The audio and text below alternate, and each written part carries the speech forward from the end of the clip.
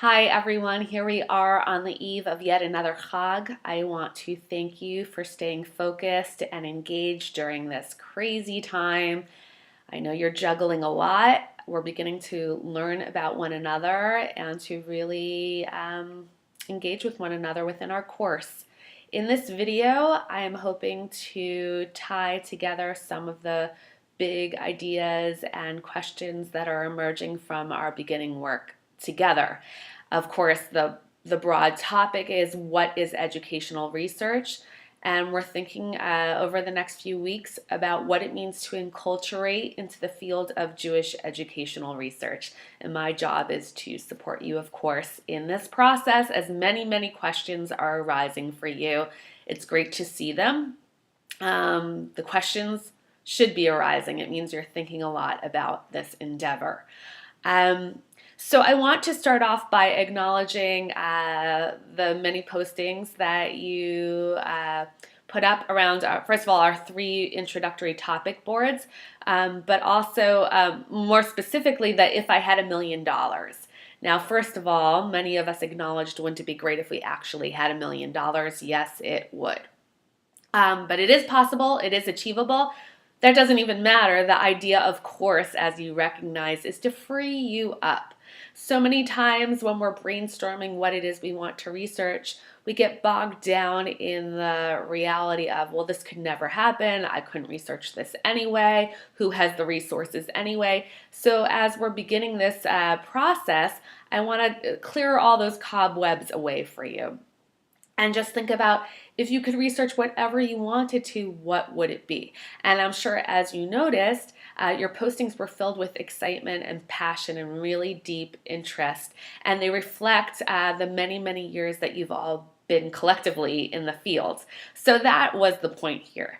Obviously, or maybe not obviously, but I'll point out for you to really recognize that you come to this program with many years of experience in the field, and you are solidly situated. Your identity is quite solid as a practitioner in the field. You're developing a new identity. Maybe it doesn't quite fit yet. It feels uncomfortable, or you're not sure how to wear this identity of educational researcher, Jewish educational researcher. And you're making the shift right now, and you're melding these two identities, really. As good post-structuralists, we know that we're not one identity anyway. But we're thinking about what does it mean to be an educational researcher and what's involved with that. The point of these postings, in addition to launching our time together, and they will serve as the basis for some upcoming assignments, is to remind you that you come to this program already with really deep passions about Jewish education. Now you will be drawing upon those excitements and passions to develop a research problem and a research question. Now, building upon that, one of you asked in our annotations on NB for the first reading, well, what is the difference between a research problem and a research question? So, if I had $1 million posting, it's not quite a research problem yet, but it's the beginnings of one. Not a problem in the sense of how we often think about a problem of, oh, this is problematic, but a research problem is really just I think of it as a broad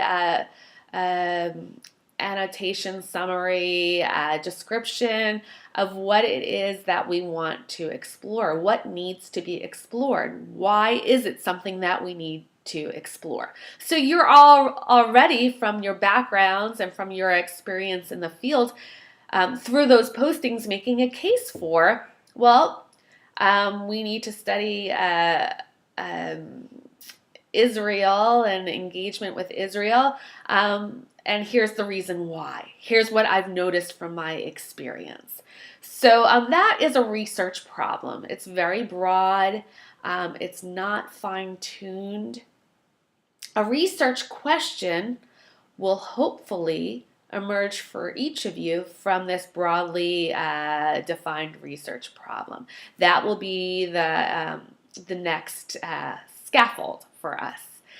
So, and I just want to say, first of all, what you posted in that If I Had $1,000,000, you are not wedded to that topic for the rest of this course, but we will be working with that to help you along over the next few weeks as a particular example that you can dive into. And you're certainly not wedded to it for your doctoral program, right? This is just for this course. So anything you develop for this course, you are not tied to for your dissertation.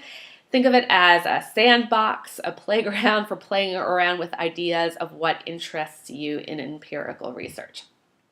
But that being said, we will build on that posting to develop a research question. As you will find as we continue on with the readings and look at actual research articles over the next few weeks, every research problem has hopefully a clearly stated research question. What is it that the researcher or researchers want to investigate? What have they investigated?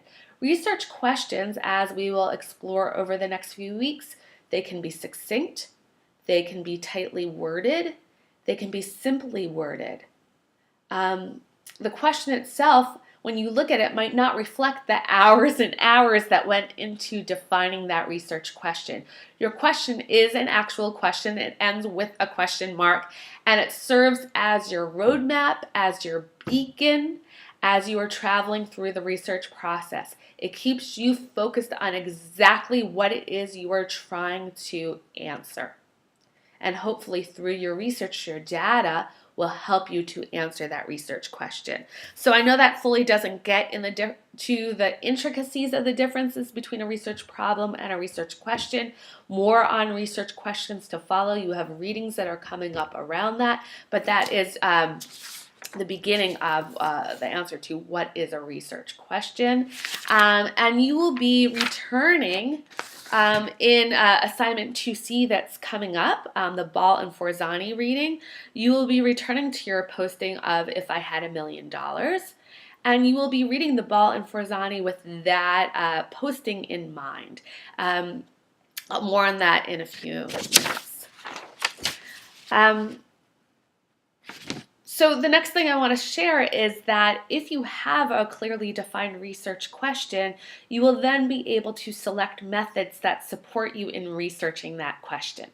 Again, more on this in weeks to come, but the reason why I bring this up is you were starting as you were pulling apart and engaging with that excerpt, our first excerpt from What is Educational Research, from the Punch reading. You were starting to grapple with the terminology. I won't get to all of your postings, but one that came up that was useful for me to look at, and I hope for you too, is you were grappling with what is the difference between quantitative and qualitative research. Now, we will be digging deeply into the different paradigms of educational research through this course, and the Ball and Forzani reading actually begins to get at that. But what I want to point out, as tied to what I've just shared in this video, is that we will be defining these terms. I think that the Punch reading is helpful in giving us working vocabulary, but you will see that these terms can also, they're intricate and they can be contested, and there are a lot of biases that underlie the way people think about different terminology in educational research in different stances. So for example, as one of you pointed out, aptly so, this is what I've experienced as well, qualitative research is often seen as the hard research. It's often associated with scientific research. Qualitative research is often seen as softer, more fuzzy research. You might have seen it referred to in that way, or heard of it referred to as more touchy-feely research. Well, that sometimes might be the case. Often it is not. I don't want to get too deeply into the differences between quantitative and qualitative research now. Again, this will emerge more in weeks to come, but I think it is useful to start getting into, well, what are some of the biases that underlie some of our views about different modes of research. So, for example, here's an example from the educational world, which many of you, I'm sure, are in touch with from your own work. We are living in a time of high stakes testing. Certainly in New York City, where I live, teachers are very much being judged, and their jobs are very much tied to right now how their learners are performing on tests.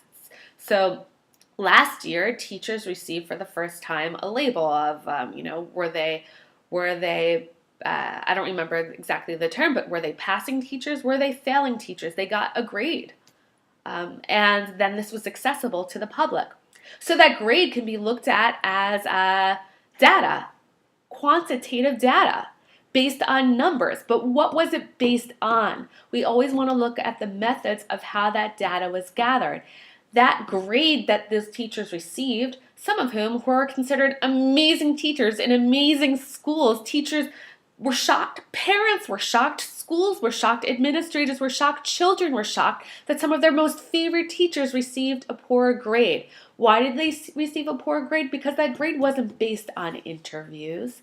That grade wasn't based on observations of the teacher or written evaluations. That would be qualitative data. It was based alone on how the students performed on one or two tests, a math test, a writing test. So you might feel that those tests are important. That's not what I want to get into now, a discussion around that. But I think what this does uncover is you could say, okay, well, there's a label that teacher got an A or a C, and that's hard data. That's scientific data. But one always needs to be looking at the methods. The method of that teacher receiving that one grade was based upon tests that the students took. And one could consider, is this a progressive school where the students aren't trained to take tests? They didn't receive a lot of test prep, so they didn't do well. Was it a bad day? Did it happen on a day where there was a trauma in the school and the kids didn't do well on their test that day? Now, again, I do personally lean more towards qualitative data gathering. That is my background. This is not to say that quantitative data is problematic and qualitative data is great or vice versa. This is to point out that you will be, and we will be exploring this a lot more in our time together, selecting methods that best support your researching your research question. And it might be mixed methods of qualitative and quantitative data gathering.